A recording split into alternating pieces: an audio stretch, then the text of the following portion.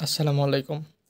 আমি আপনাদেরকে আজকে দেখাবো কিভাবে একটি চেকবুকের পাতা শেষ হয়ে গেলে পুনরায় ব্যাংক থেকে আপনি আবার একটা চেক নিতে পারবেন। আমি এখানে একটা চেকবুক নিয়েছি, আল আরাফা ইসলামিয়া ব্যাংকের চেকবুক। সাধারণত সকল ব্যাংকের চেকবুক একই প্যাটার্নের হয়ে থাকে।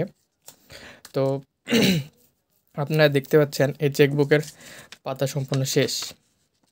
যেই চেক পেজ থেকে টাকা উঠানো হয় তা আর নাই। তো সাধারণত যে কোনো চেকবুকের শেষে দেখবেন এরকম একটা সাদা পেজ থাকবে। পেজে এখানে অ্যাকাউন্ট নাম্বার লেখা থাকবে। আর এই পেজের যেটা সবথেকে ইম্পর্টেন্ট সেটা হচ্ছে এই সিগনেচার। এই সিগনেচারটা অত্যন্ত গুরুত্বপূর্ণ। যখন একটি চেকবুক শেষ হয়ে যায় পুনরায় চেকবুক নিতে গেলে এই সিগনেচারটা প্রয়োজন পড়ে। এই সিগনেচার যদি না নেন কোনো চেকবুক নেওয়ার পর, তাহলে পরবর্তীতে প্রবলেম হইতে পারে আপনার।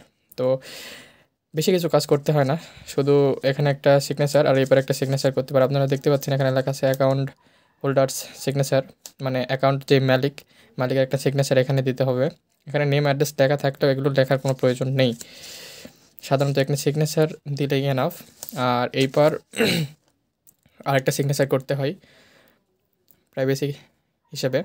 তো এখানে ডেটটাও লিখে লিখে দিবেন।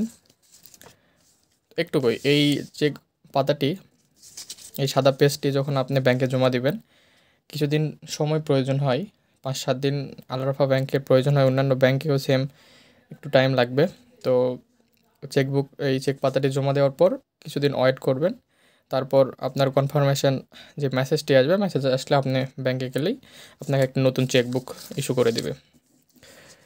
এই আর মনে রাখবেন, খুব ইম্পর্ট্যান্ট হলে একটি পেজ বা দুটি পেজ থাকার আগেই আপনি এই পেজটি ফুল করে ব্যাংকে জমা দিয়ে রাখবেন। ধন্যবাদ।